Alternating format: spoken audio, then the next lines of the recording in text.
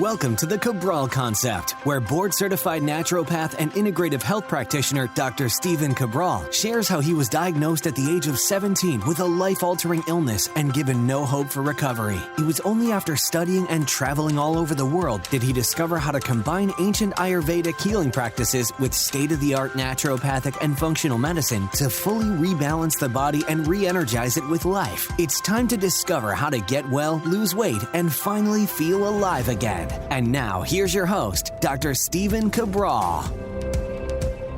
Hi, everyone. Welcome back to the show here today. We have a special case study edition of the Cabral Concept where I'm going to take you through a really good example of what someone with leaky gut or intestinal permeability would look like on their food sensitivity test. Now, food sensitivities are only one reason why someone may end up with intestinal permeability, aka leaky gut. There are many other reasons, such as excessive alcohol use, fried foods, poor food combining, high levels of stress, birth control, and many others. So what I want to do, though, is show you the end result of someone. This is a sample lab report of someone with most likely a higher degree of intestinal permeability, lots of food sensitivities that are going to lead to lots of inflammation. This person very well may end up with, if they don't already have some type of autism if they're a child, it could be rheumatoid arthritis or autoimmune diseases as an adult,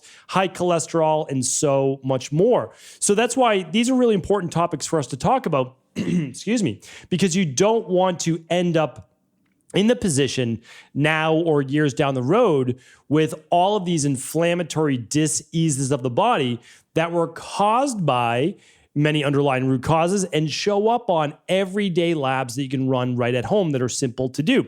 So what I want to show you right now is an IgG food sensitivity test. I've talked about this type of lab many times in the past. I will link it up today. All the show notes will be at stephencabral.com/2092. And if you're watching this on video, I'm actually going to take you through the lab report step by step. And you can watch that at stephencabral.com/2092. Or we would love to have you over on YouTube at just my name. It's Stephen Cabral. You can subscribe there, and you'll be able to see daily podcast videos there as well. So I'm going to take you through the lab right now. There are 190 foods that we're looking at. We won't necessarily go through every single one individually, but we will go through how to read this lab, and we'll also go through the degree of sensitivity and then how long we would be removing these foods from someone's everyday diet in order to reduce the immune reaction. So they had less joint pain, or they had less brain fog, or skin rash, skin conditions, etc. So that's why we want to go through this. Remember, this lab is looking at a food sensitivity from an IgG reaction. And what that means is that this person is having a delayed reaction when they eat this food, whenever they eat this food. So it could be 24 hours later, 48 hours later, or even up to 72 hours later, that when they ate this food, they ended up with whatever their symptoms may be, such as, again, skin rashes a day or 2 days later, debilitating brain fog, joint pain, etc. Okay? So the way that you read this lab is that it's the length of the black line beside each food that is the degree of the sensitivity. Now, if it falls within this first green parameter, basically below a 4, then that's considered a normal reaction to a food, and that is not a food sensitivity. Once it reaches the next band, which is more of a lime green rather than the bright green, this means it's a mild food sensitivity. When it reaches the yellow, that is a moderate food reaction, moderate food sensitivity. And when it reaches this orange color, this is a severe food sensitivity, which is different, though, than a food allergy. A food allergy is more mediated by an immediate response, more of an IgE or IgA mediated response, typically IgE. And what you're looking at is a potential life-threatening situation, such as a peanut or strawberry-based allergy, where it causes some type of anaphylactic shock, where the throat could start to close up, the airways could start to shrink, and that's more of a dangerous allergy rather than a sensitivity, which a sensitivity leads to inflammation, and then it comes out as any one of your diseases of the body. So the last thing I'll say is that this is a sensitivity and not a digestive issue, which means that let's say on someone's lab test that they know when they eat almonds, they get bloated and they have gas and they feel terrible. Okay. And let's say they run this lab and it actually doesn't show up high for almonds. It shows mild or none at all. And so the reason for that is you have to understand is there's a big difference between a digestive distress and a food sensitivity, right? Digestive distress has to do with digestion. It could be low stomach acid. It could be bacteria in the stomach. It could be candida overgrowth. It could be bacterial overgrowth. It could be parasites. It could be poor food combining. That doesn't have to do with a food sensitivity. A food sensitivity means your actual immune cells are going after the protein in the specific food that you ate. It's very different. So that doesn't mean that it causes any bloating at all, but what it does cause is inflammation from the immune reaction, which then leads to any of your symptoms that you feel as part of your disease. Again, for children, it could be autism, allergies, asthma, executive function disorder, anything in the ASD-based spectrum, and learning disabilities, ADHD, ADD, etc. Okay, for poor immunity, for adults, same types of symptoms. Plus, you're going to get the joint pain, the autoimmune issues, the skin rashes, etc. All right. So let's go through it right now. Really simple, really straightforward to read once you know how to read it. 190 different foods. Again, anybody can run this at home. This is a simple blood drop on a card mailed into the lab, and you get your food sensitivities back. Really simple, really straightforward. So the first category is dairy, and it's looking at beta-lactoglobulin, casein, cheddar cheese, cow's milk, goat's milk, mozzarella cheese, sheep's yogurt, whey protein, and yogurt. Now, this is an updated lab about a year ago, which is great. This lab actually added sheep-based yogurt, or basically sheep's milk, to see if that was a sensitivity to people. Because as I typically have shared with you many hundreds of times on the podcast, most people, most adults are sensitive to cow's milk dairy, many children as well. And a lot of people don't believe that until they run a lab like this. But then when they look at goat's milk or sheep's milk, they see that they're not sensitive, just like this person. So this person is sensitive to cow's milk dairy in all its forms, but they are not sensitive to goat or to sheep. And that is because the protein molecular structure is different. It is an easier to digest protein-based molecule, much smaller in size as well, and much easier to break down through the digestive system.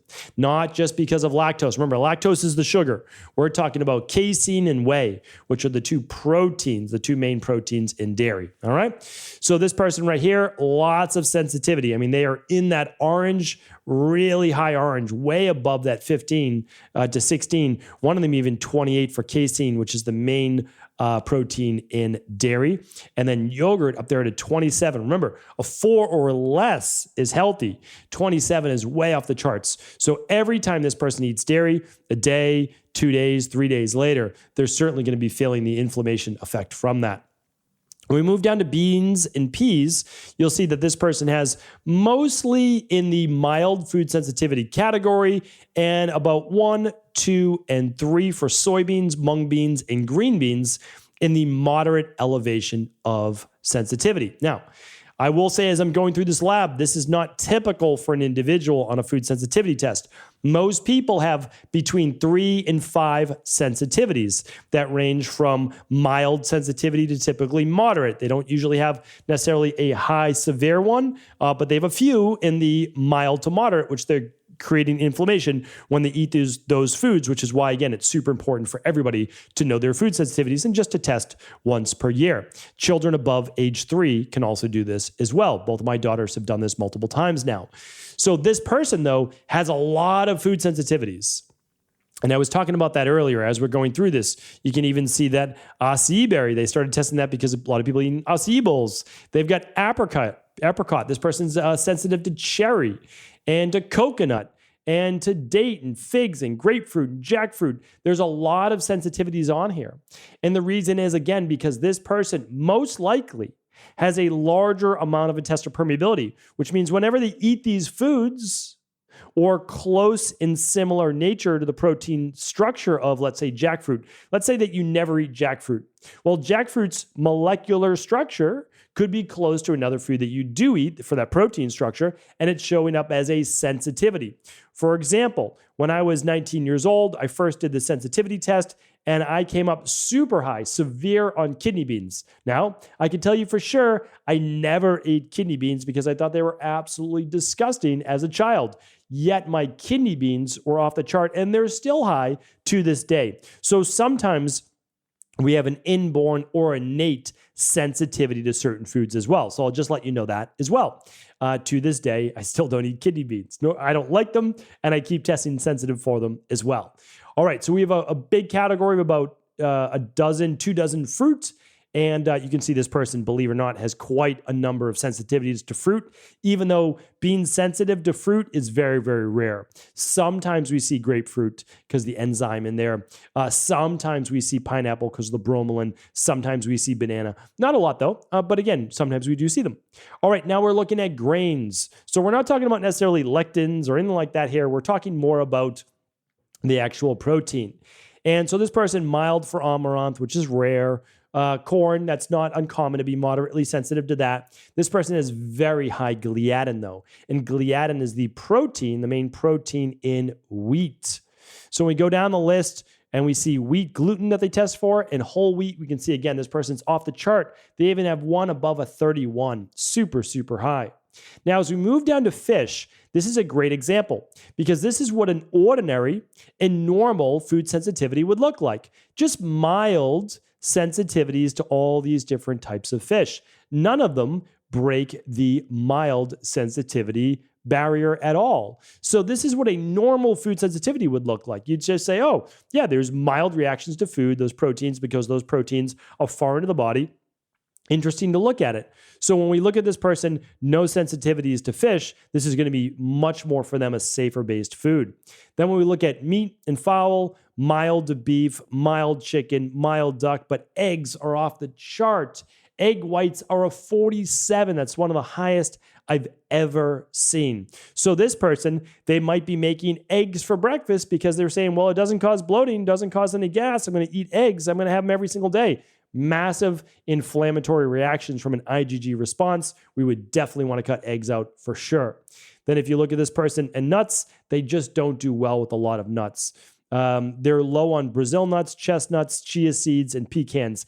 Most likely they're low on those because they don't eat them, right? They might eat like granola or different types like that with other types of nuts in them. They might use nut flours that are going to have more like the almond. We already talked about earlier, the coconut, even though that's under the fruit-based category, sunflower, walnuts, etc. Really important to understand that, again, we're looking at these foods as a protein-based reaction. And this person just, again, has massive, most likely gut permeability. Why do I say most likely? Because unless someone does an intestinal biopsy, where it's actually a minor surgical procedure, but again, nothing minor about surgery, is that you wouldn't actually be able to look at that gut barrier wall. But when you see a test like this, and again, if you look at their vegetables, there's about 2 dozen different vegetables, and they show up mild to moderate to even severe on at about a dozen of them. These are just things that you don't typically see. This is not normal for someone to show up high with chili peppers and celery and cauliflower and cabbage. Even things like tomato and yellow squash, very, very rare for those things to show up. And then, of course, we have the herbs and we have the spices, and even with those showing up a lot of mild to moderate as well. So you might say to yourself, though, what do you do with a case when someone is sensitive to almost all of the foods in their diet? And it's a really great question. I looked like this food sensitivity test when I was 19 years old. So I can share with you now when I run a food sensitivity test, maybe 3 items show up.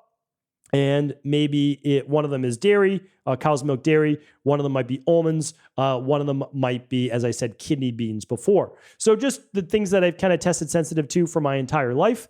Nothing shocking to me. I just stay away from those three foods. Really, no big deal. And if I ate them, honestly, nothing would happen whatsoever, because if you empty your rain barrel, you get a little bit of inflammation. You just don't eat them again for weeks or a month at a time, and you might have a little bit sneak in one place or another, and it's not a big deal. For this person, though, you can't eliminate every single food in their diet. So what do? Well, you really need to look at those underlying root causes. This person most likely has a highly inflammatory diet.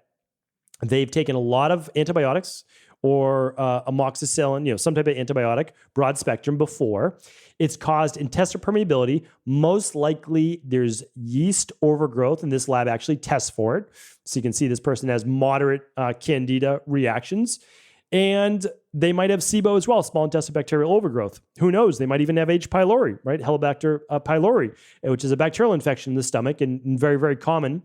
About 25+% of people have it as well. So when you look at this food sensitivity list of all the things they're sensitive to, it's just too many to eliminate. So what we do is we would love for them to run the Candida metabolic and vitamins test, or the bacteria and parasite test, or both of those, to actually show the level of candida, bacterial overgrowth, parasites, and H. pylori they have. I would love for them to get to the bottom, the real root cause of this.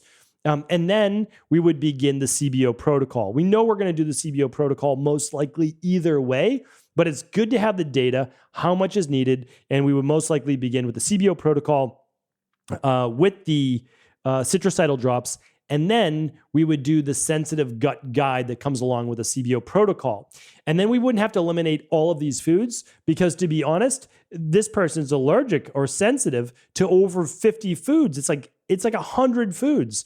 So you can never eliminate 100 foods from someone's diet. They would just be too limited in what they can eat. So the goal is to actually repair the intestinal tract and digestive system within a period of about 12 to 16 weeks, while dramatically reducing the really high foods. Like anything in the really high column would be gone for sure. I mean, we would take out the egg whites, we would take out the almonds, anything that's very high, we would absolutely have to eliminate those, because those are a massive, severe reaction. And then as many of the moderate as we could, but we wouldn't go overboard. And I honestly wouldn't even touch the low sensitivity, because I'd still want to give them as many food options as possible.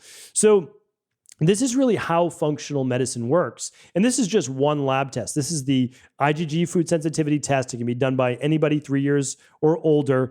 Highly recommended for looking at your food sensitivities that are leading to inflammatory reactions a day, 2 days, or 3 days later. They're called a latent immune response, right? IgE, IgA, more immediate. IgM, somewhere in the middle, a day, 2 days. And then IgG, more of that chronic latent-based response. And again, everything is fixable. That's why I share with you these case studies. Someone helped me, right? This is how I learned this. Someone helped me when I was 19 years old. We started running these food sensitivity tests, the minerals and metals test, right? The hair minerals test. We ran the hormones-based test. We ran the gut testing. We kept finding things out about my body, eliminated these toxicities. Remember, these foods are considered toxicities. They are creating an inflammatory reaction in your body. And then I bring up my vitamin levels. I bring up my mineral levels. I get rid of that candida, get rid of the SIBO, get rid of the H. pylori for me, and I began to heal my body. So I'm just trying to pay it forward, trying to share with you exactly what we do in our practice. There are many integrative health practitioners that can help you with this. So I always want to share with you too. You don't necessarily need to work with us, but I would highly recommend working with an integrative health practitioner that is level 2 certified. And if you want to run this lab right at home for you or your family, what I'm going to do is link it up today under this video. You can always go to stevencabral.com/labs, and you can look at all the labs I recommend. This one, of course, the food sensitivity test, but you can also look at that Candida lab, and you can look at the bacteria and parasite lab as well. Those are all at stevencabral.com/labs. I sign off on them, my team signs off on them, and every single lab comes with a health coaching consultation that takes you through your results and actually helps you design a plan built for you as well. There's really no better state-of-the-art health care than that. Remember, we are not providing sick care. We're not diagnosing disease, treating disease. We're helping people with the underlying root causes of why they are not well today. So hopefully this was helpful. Happy to do more case studies. Let me know if it was helpful. And of course, always feel free to share this with anyone you believe it could serve. Take care, everyone. Thanks so much for tuning into today's show. And before you go, I want to make sure that you know about the amazing giveaway over at Equalife. Equalife is our virtual functional medicine practice where we help people all over the world. And we've been doing so since about 2017 when I began to slowly move my Boston-based practices online virtually so we can help more people through the power of the internet. So one of the things that we like to do on a weekly basis, as much as we can, we like to share with people a lot of our favorite products. And one of those products that the community has absolutely been loving are our new CBD gummies. These are 10 milligrams per gummy, and they're the only gummies that I know of, literally anywhere, that do not have any artificial colors, which means no artificial dyes, no paints in them, anything like that, and they have no artificial flavors.